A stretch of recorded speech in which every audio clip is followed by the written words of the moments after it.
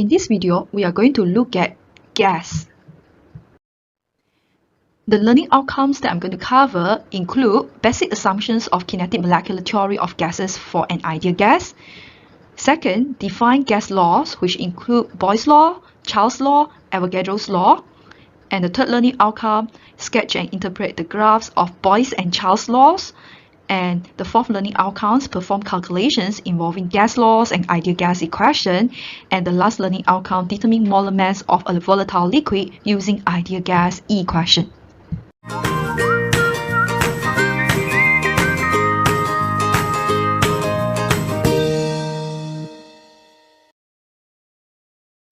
There are 5 basic assumptions of kinetic molecular theory of gases for an ideal gas. First, the gas molecules are in continuous and random motions, and there is no particular directions for the motions of the gas molecules, and they frequently collide with each other and also the walls of the container. When the gas molecules collide with the wall of the container, basically they exert a force per unit area on the wall of the container and therefore causes pressure to be formed. And the second basic assumption is the collisions between the molecules are perfectly elastic. So means that there will be no loss in kinetic energy during collision, and therefore the kinetic energy before the collisions are the same with after the collisions. And the total kinetic energy is assumed to be constant. And the third assumption is the volume of the gas molecules is negligible compared to the volume of the container. So we can see in the diagram here, so the volume of the gas basically only take up a very small space in the container. Therefore, the volume of the gas can be said to be negligible compared to the volume of container if the gas is an ideal gas.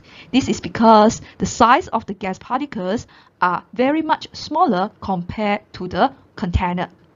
And the gas molecule occupied the container. The fourth assumption is the intermolecular forces between the gas molecules are negligible.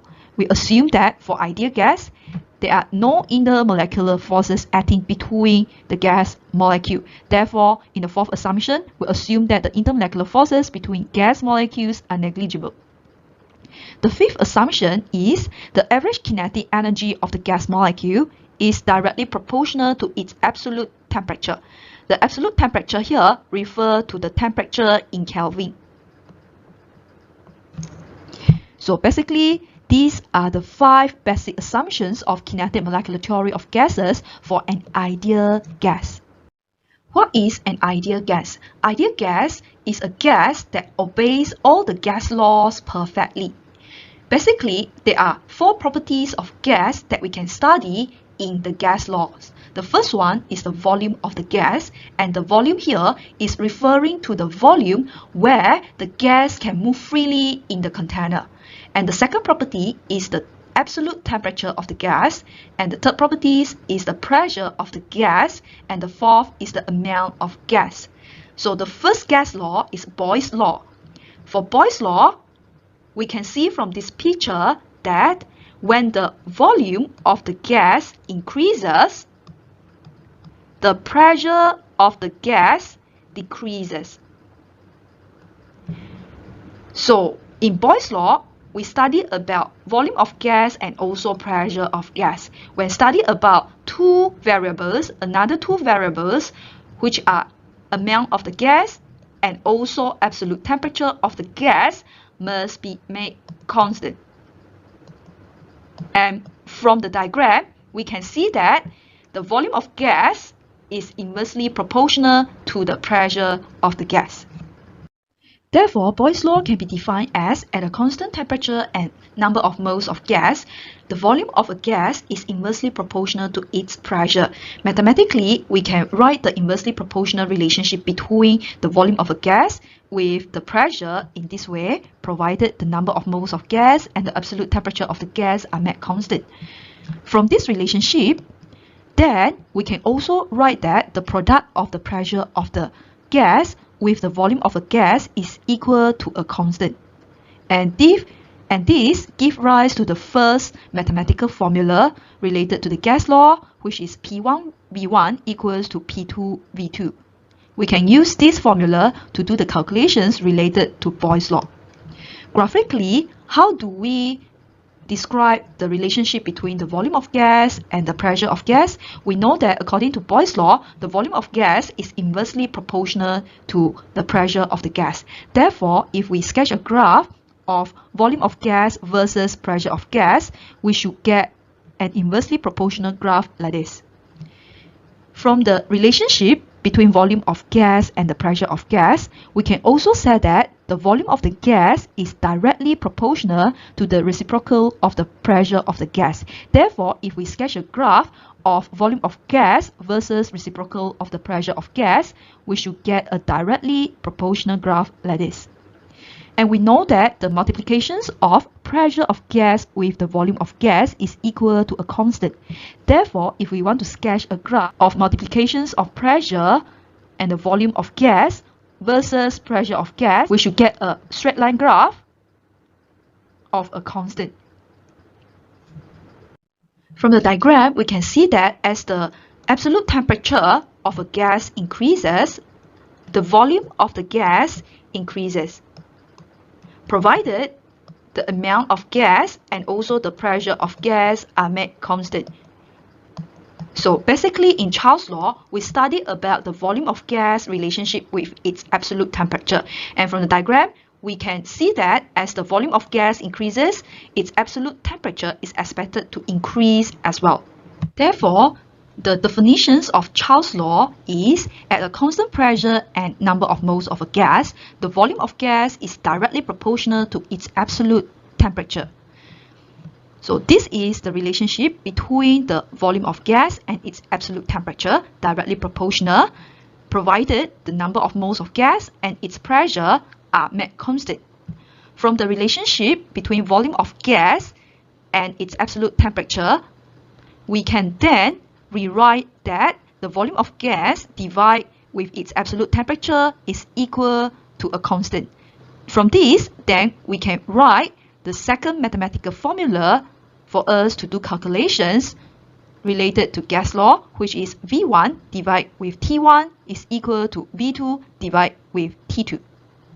According to Charles' law, the volume of gas is directly proportional to its absolute temperature in Kelvin.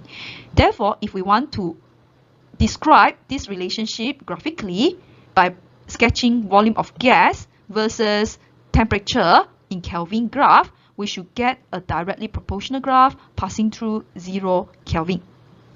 However, if we sketch the graph volume of gas versus temperature in degrees Celsius, we should get increasing linearly graph. And if we do the extrapolation to volume equals to 0, we should get the temperature is equal to negative 273.15 degrees Celsius.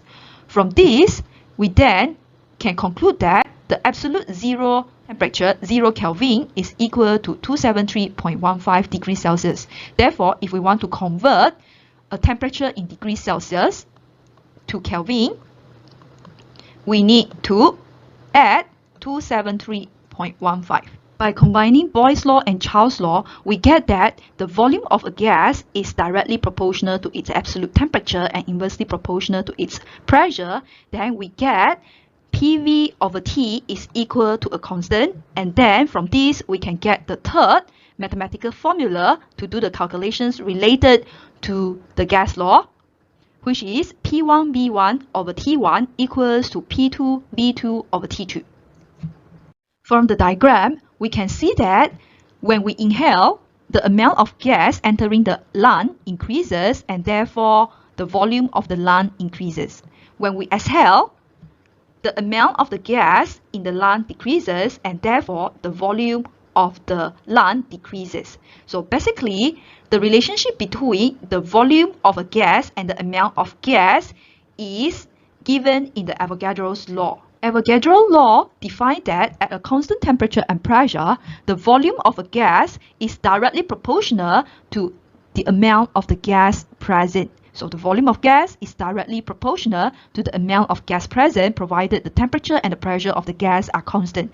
From this, then we can write that the volume of gas divided with the number of moles of gas is equal to a constant, and therefore we come out with the fourth mathematical formula that is related to gas law to do the calculations, which is V1 divided with N1 equals to V2 divided with N2.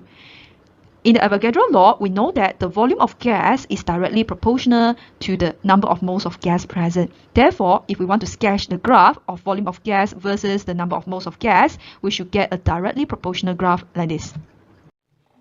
To get ideal gas equation, basically we combine Boyle's law, Charles' law, and Avogadro's law. When we combine all these three gas laws, then we get that the volume of gas is directly proportional to the number of moles of gas and its absolute temperature, but inversely proportional to its pressure.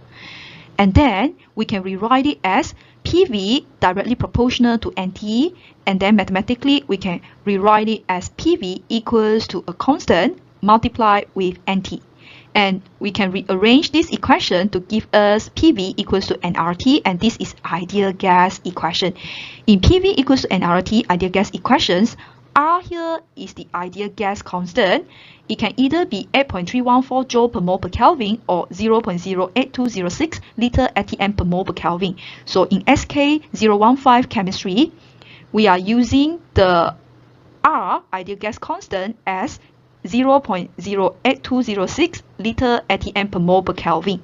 Therefore, when we use ideal gas equation to do calculation or do any calculations related to ideal gas equation, we must convert the pressure of the gas to atm, volume to liter, and the temperature must be in Kelvin. Since we are using the ideal gas constant R as 0.08206 liter atm per mole per Kelvin. Molar mass of a volatile liquid or a gas can also derive from an ideal gas equation. So PV equals to nRT is an ideal gas equation. In the ideal gas equation, N number of moles can be calculated from the mass of a volatile liquid or gas divided by the molar mass of a volatile liquid or gas.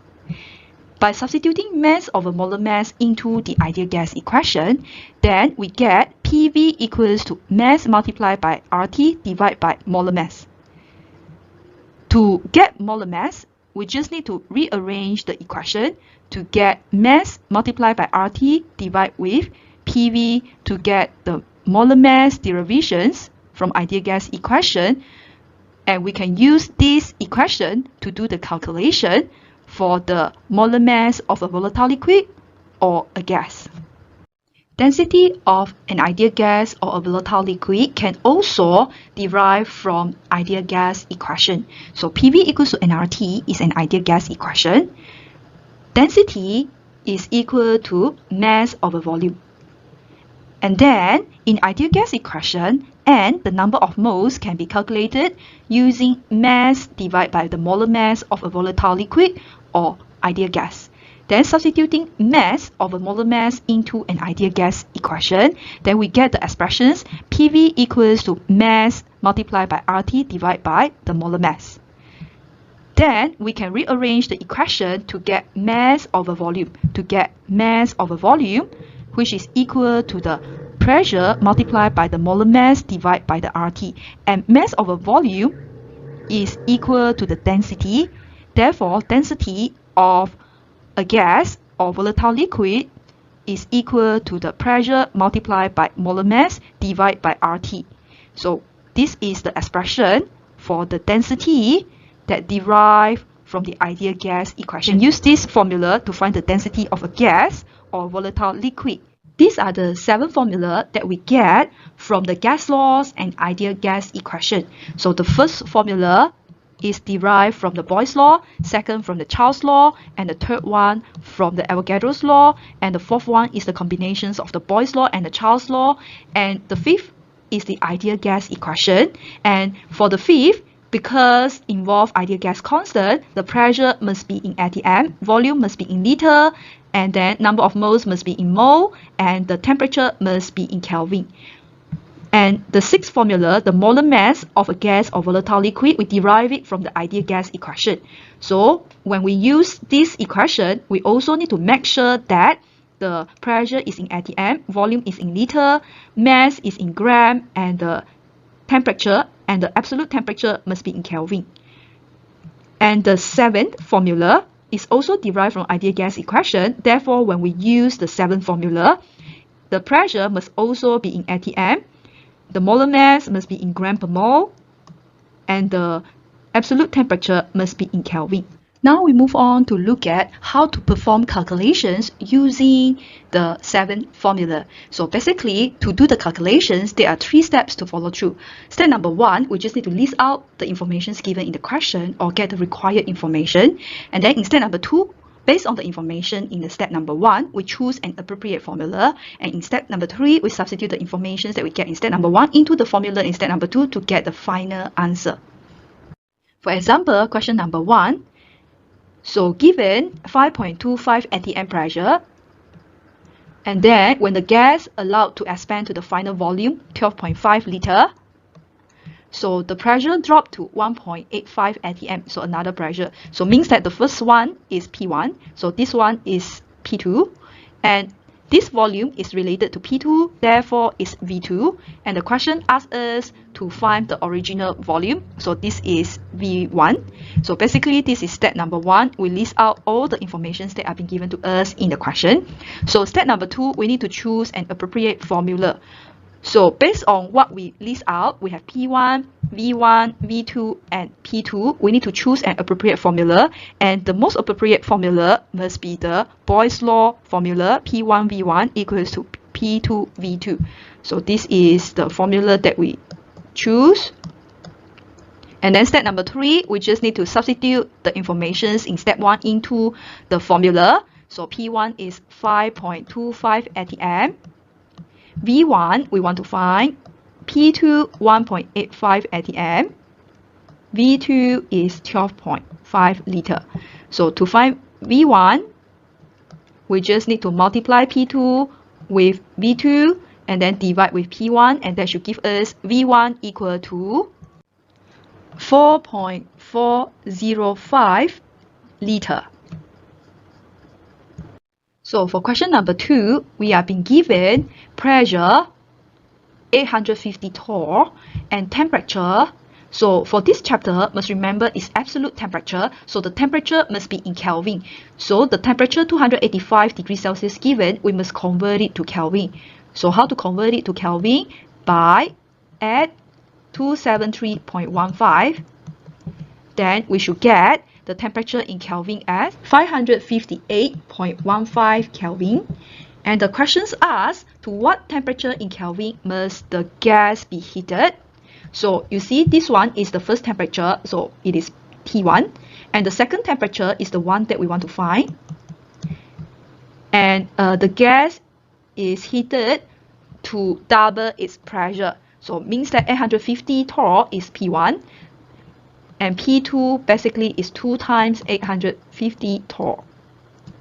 And the question say there is no change in the volume. So volume, no change.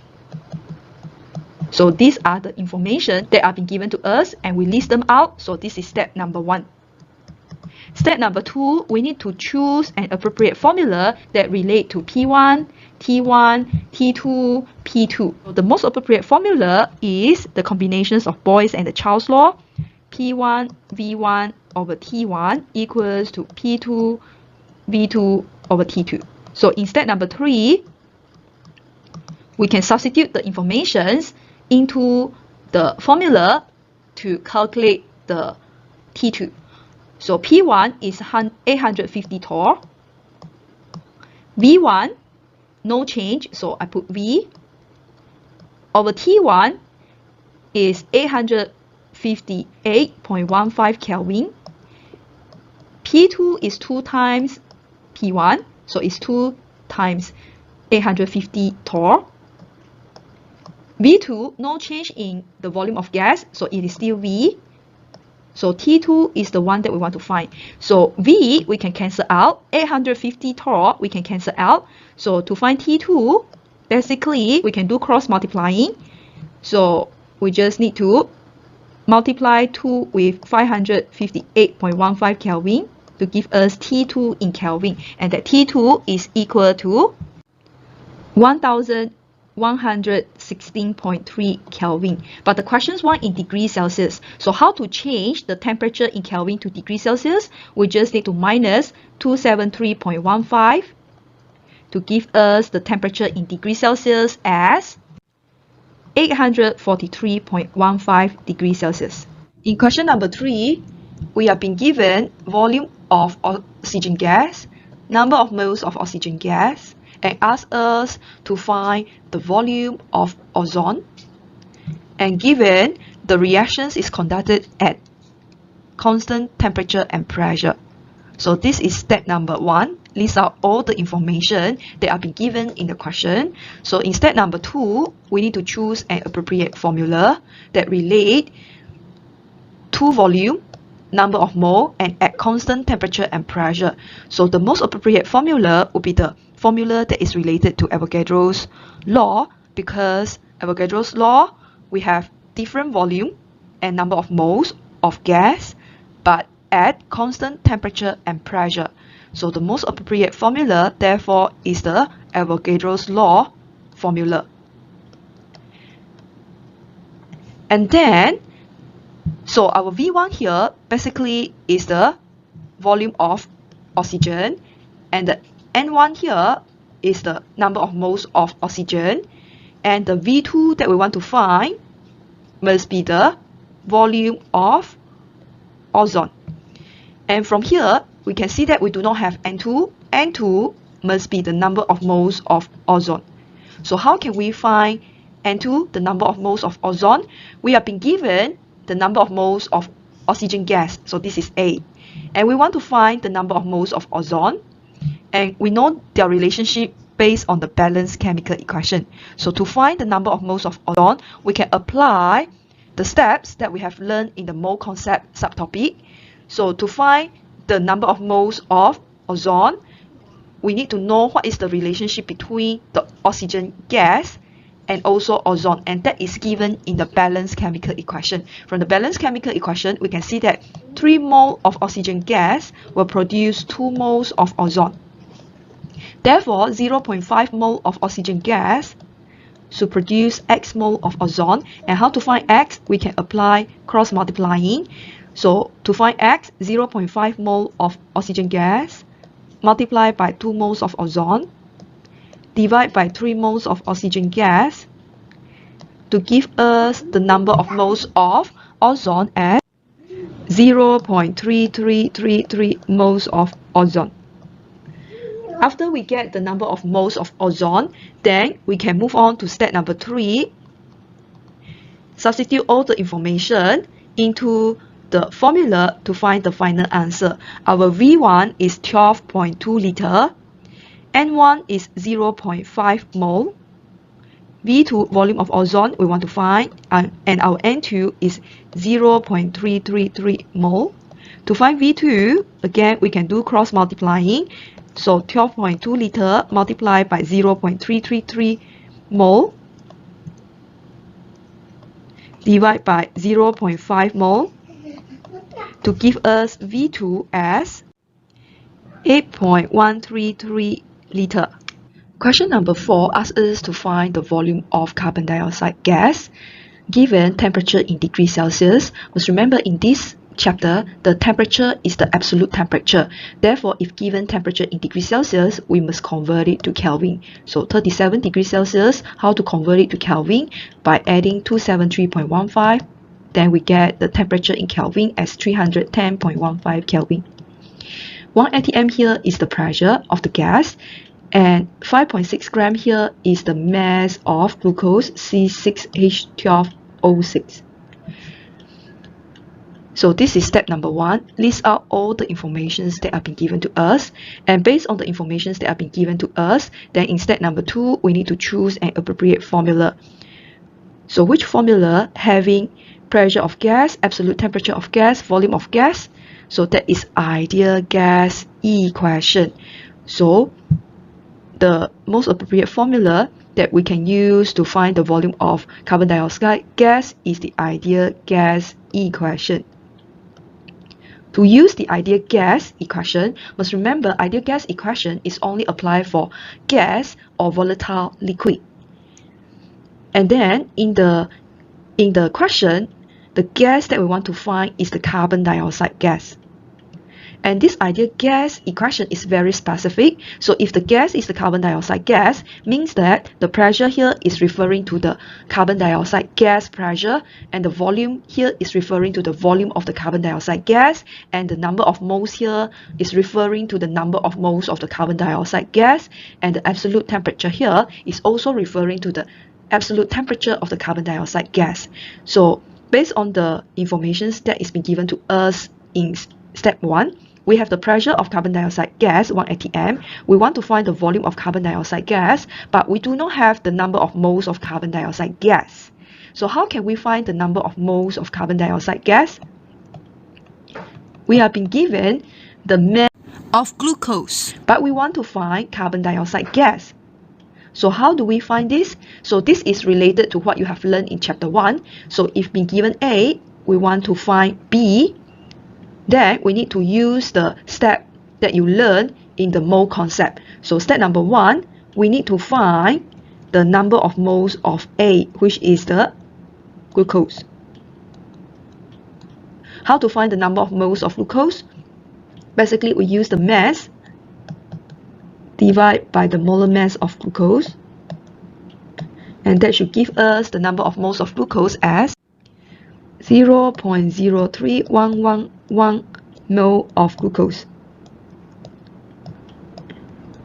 And then from the balanced chemical equation, we know that 1 mole of glucose produces 6 mole of carbon dioxide gas. So that is their stoichiometric relationship. So to find the mole carbon dioxide gas, first we need to write down their stoichiometric relationship between the glucose and the carbon dioxide gas based on the balanced chemical equation.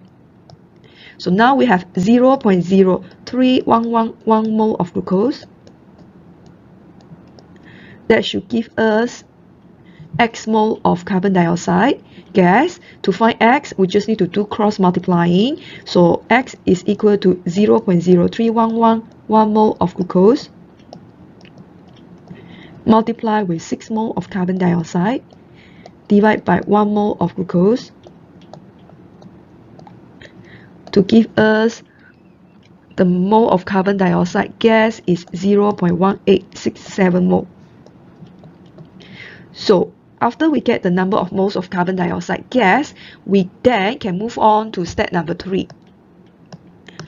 In step number 3, we just need to substitute all the information that we have related to carbon dioxide gas to find the volume of carbon dioxide gas. So the pressure of carbon dioxide gas is 1 atm. Volume of carbon dioxide gas we want to find, and the number of moles of carbon dioxide gas is 0.1867 mole. And the ideal gas constant is 0.08206 atm liter per mole per Kelvin, and the absolute temperature is 310.15 Kelvin. So this will give us the volume of carbon dioxide gas equal to 4.751 liter. Question number 5, we are being asked to find the density of oxygen gas at 298 Kelvin absolute temperature, pressure 0.987 atm. So this is step number 1. List out all the information that are being given to us. Step number 2, we need to choose an appropriate formula which relate density, absolute temperature, and pressure. So the most appropriate formula is the last formula, whereby density is equal to pressure multiplied by molar mass divided by ideal gas constant multiplied with absolute temperature. And then in step number 3, we just substitute all the information that we get in step number 1 into the formula in step number 2 to get the density of oxygen gas. So density is equal to pressure given 0.987 atm. Molar mass of oxygen gas is 32 gram per mole. R is ideal gas constant 0.08206 atm liter per mole per Kelvin. Absolute temperature 298 Kelvin. Kelvin and per Kelvin can cancel out, per mole and per mole can cancel out, atm and atm can cancel out to give us density of oxygen gas as 1.292 gram per liter. Question number 6, we are being given density, which is equal to the mass of the volume. We are being given temperature in degrees Celsius. Must remember in this chapter, we need the temperature to be absolute temperature. So if given in degrees Celsius, we must convert it to Kelvin. So 36 degrees Celsius convert to Kelvin means that need to add 273.15 to give us temperature in Kelvin as 309.15 Kelvin, and 288 atm is the pressure. And the question asks us to calculate the molar mass of the compound. So this is step number 1. We get all the information that is required. And in step number 2, we need to choose an appropriate formula that relate molar mass, pressure, absolute temperature, and density. And that formula is the 6th formula, whereby the molar mass is equal to mass multiplied with RT divided with PV. In step number 3, we just need to substitute all the information that we have in step number 1 into the formula to get the final answer. We want to find molar mass. We have been given density. So density is mass over volume, 7.71 gram per liter. R is ideal gas constant, 0.08206 atm liter per mole per Kelvin. T is the absolute temperature, 309.15 Kelvin. Divide with the pressure given 2.88 atm. Atm and the atm can cancel out. Per liter and the liter can cancel out. Per Kelvin and the Kelvin can cancel out to give us the molar mass of the compound as 67.91 gram per mole.